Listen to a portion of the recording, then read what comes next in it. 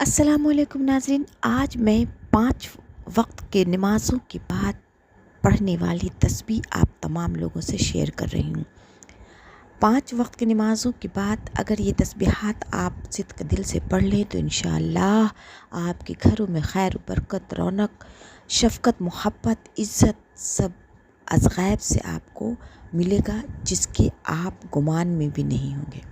وہ تسبیحات ہے: فجر کی نماز کے بعد 100 مرتبہ هو الحی القیوم، ظہر کی نماز کے بعد 100 مرتبہ هو العلی العظیم، عصر کی نماز کے بعد 100 مرتبہ هو الرحمن الرحیم، مغرب کی نماز کے بعد 100 مرتبہ هو الغفور الرحیم، اور عشاء کی نماز کے بعد 100 مرتبہ هو اللطیف الخبیر۔